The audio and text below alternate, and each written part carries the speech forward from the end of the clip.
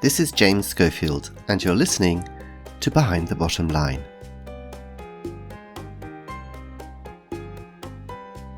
This is episode 3 of season 7, and today I'm taking you off to Hollywood for a story about the real stars there, the screenwriters, because it doesn't matter how big the names in a film are, if the script is rubbish, the film is rubbish.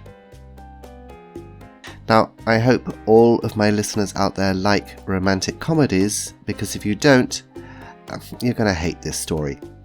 I have to out myself. My view on life and romance has been shaped far too much by romantic comedies. When it was a child, it was Doris Day and Rock Hudson.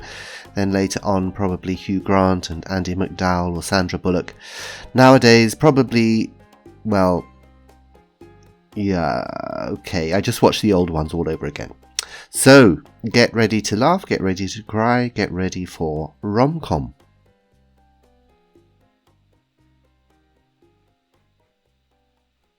The lights dim and the audience goes quiet.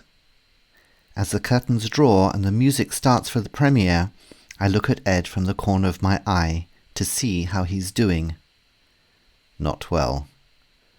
Popcorn is going from bucket to mouth on autopilot. He's nervous. "Jane," he whispers, "this film could destroy our careers as writers in Hollywood." "So what?" I answer. "I'm only writing scripts until I can break into waitressing. All those restaurants out there, one of them has got a job with my name on it." He laughs a little, and then his eyes go back to the screen and his hand to the popcorn. Maybe he's right, I think. Maybe this will be the last screenplay either of us ever write.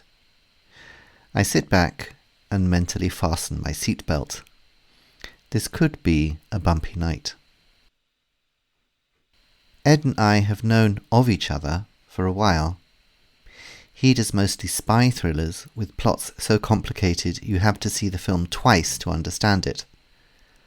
I write 3-generation family sagas with lots of period costumes, refugees, Nazis, and people losing the love of their lives only to find them again in the last 10 minutes of the film, just before one of them dies. Anyway, when a studio suggests we try writing together, it sounds interesting. "But not a rom-com," I tell him. "I don't do banter. It must be something serious." Ed nods. I agree, all that gender war jokey dialogue between the romantic characters is awful. So the studio rents us a house near the beach for 2 weeks, fills it with food and drink, and we set up laptops opposite each other. We sit there on the first morning, waiting. "I have an idea for," we say at the same time, then both stop. "You first," I say. "Okay," he agrees, which annoys me.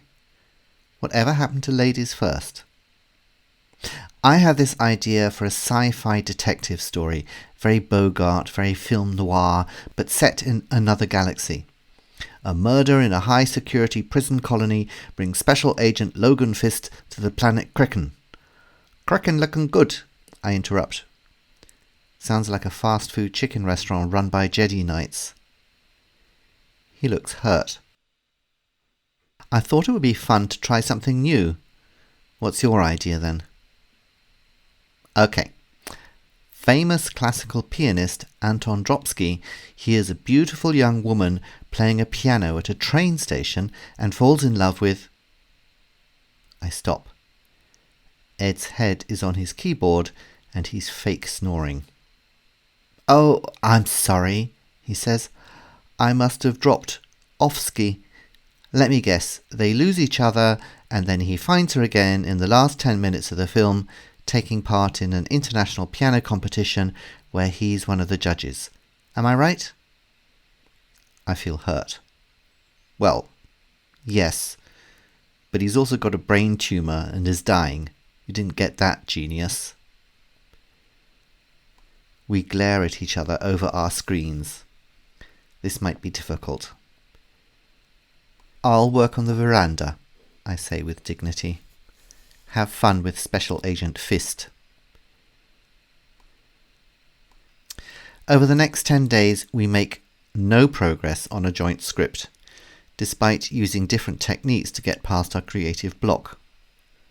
One morning, we try mixing our stories together, but all I manage to write is, Keys to the Heart. Special Agent Fist travels to the planet Kraken only to find that his long-lost love, Vera Steptance, has been imprisoned by the brutal Commander Dropsky. Only by winning a pan-galactic piano competition can he hope to save her from execution.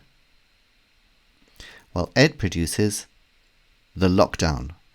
Anton Dropsky, evil spy master for the Kraken Empire, forces the beautiful pianist Vera Steptance to steal the plans for a time machine from Special Agent Fist. Can Fist rescue the plans and Vera before the universe is destroyed? That evening we drink too much and start writing imaginary film reviews. However many films you see in 2023, make sure none of them are Keys to the Heart, suggests Ed. The Lockdown does for love stories what Jaws did for swimming in the ocean, I propose. But then, probably thanks to the alcohol, something happens that night. The block is gone, and in only 2 days, after recovering from a huge hangover, we managed to produce a script to send to the studio. To be honest, it's not our usual style at all, so we're surprised when the bosses love it and production starts. But the real test for a film is always the audience and the first night reviews.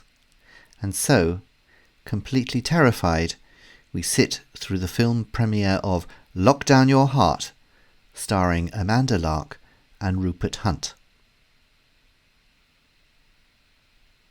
Next morning I wake up early. The audience enjoyed themselves last night, but what do the reviews say? I pull out my cell phone and am about to read Harrison Whittle, film critic for the Washington Times, when it rings. Read the reviews for me, Ed begs. I can't do it myself. Start with Whittle. He's the best.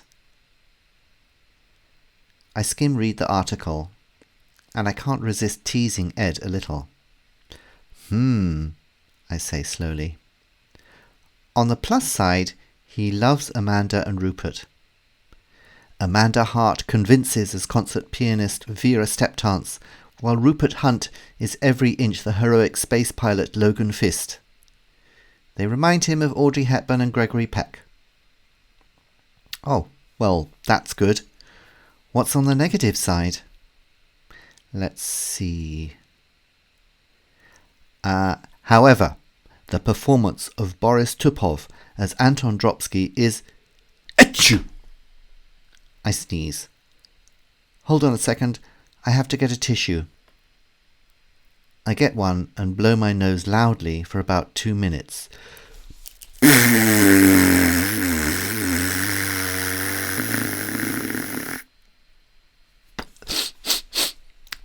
Where was I? The performance of Boris Tupov is... What?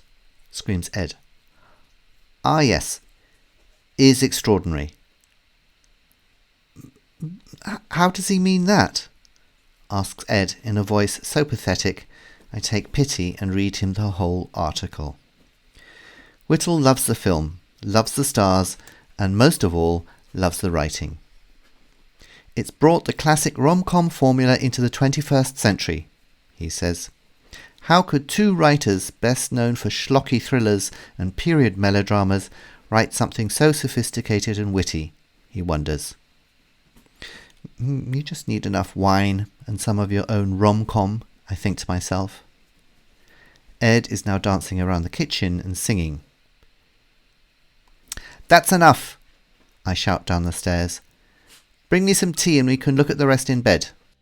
Oh yes, you read that right. Ed was dancing around my kitchen. And then maybe a little bit of RomCom, he asks.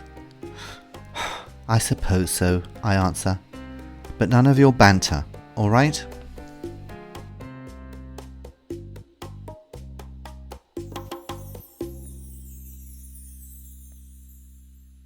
RomCom was published by Business Spotlight in 2020, and it was inspired mainly by one thing.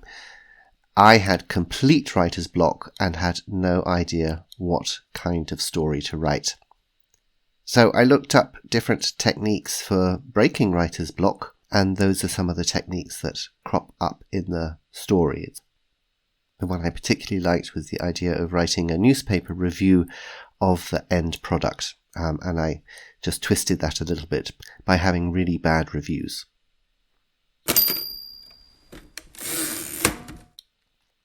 At some point during this process, I started wondering if writing teams, so like most television series these days, are written by teams of writers, and I wondered if you could have an entire team suffering from writer's block. I've always felt quite privileged that I can write on my own, because I've always felt it would be difficult to write with other people. At various times in my past, I cooperated with other authors for textbooks, which was okay because you could divide up the tasks quite nicely. But I'm not sure whether I'd be able to work with another writer on creating fiction. On the other hand, I could imagine that the sharing of different ideas between two writers could also spark creativity, and that's a little bit what I was exploring in this story.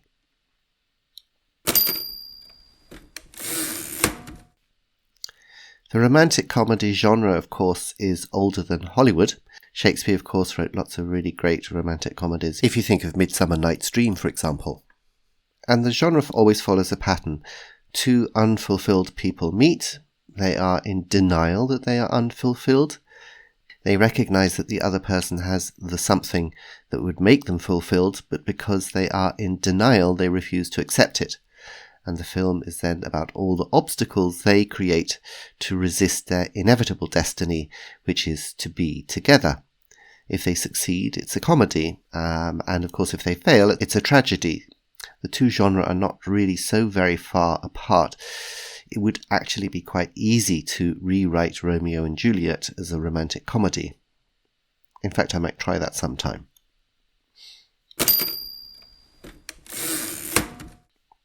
The first version of the story was actually completely different. It wasn't a comedy at all. And let me just read to you what I managed to create before I gave it up. "She's in here," the nurse said to me. I looked through the small glass window into the cell. It was one of the basic psychiatric cells. A bed, a chair, a lavatory, all screwed to the floor. And high up on the plain white walls a window with bars across it. Anita sat on the edge of the bed, dressed in one of the white gowns they made them wear, her lips moving slightly as if singing a song. "Has she said anything about what happened?" I asked. The nurse shook his head. "Nothing. She said she'll only speak to you. The recorders have all been set up. We'll get everything she says." "But Tyler, her husband, he's dead?" "Very. Crossbow bolt in his head." "And there was nobody else there?" Again he shook his head, then unlocked the door. "Ring when you want to be let out. The bell is on the wall." "Won't you stay with me?" "She says she won't say anything unless you're on your own. But don't worry, she's no trouble. Compared to our usual guests, she's a dream. Very polite and—" Screams from another cell suddenly filled the corridor. He opened Anita's door, I stepped inside, and the door was locked behind me. I heard his footsteps running towards the noise. This mess is my fault. You see, it was my idea that the two of them should write something together. I'm the commissioning editor at Queensfield Publishing for crime novels, and Anita Ball and Tyler Watt were my two hottest authors. And on top of that, they were married. If they could write a novel together, it would be a guaranteed bestseller and every chance of being bought by a film studio. So I rented them a nice quiet cottage in the middle of nowhere with no internet connection or phone line, filled the fridge with food, the cellar with wine, took away their mobiles, and said I'd be back in 2 weeks to see their masterpiece.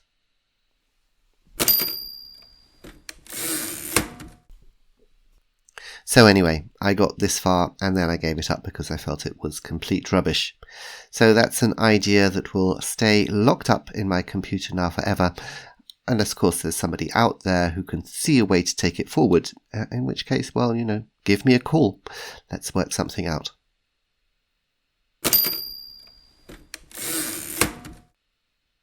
I think if I was in the film business, I would definitely want to be a screenwriter. Of course, it's an area where you have to make lots of compromises because so many people have a say. But I do think it's amazing when a writer manages to pull it off. And for me, the ultimate romantic comedy is by Nora Ephron, When Harry Met Sally.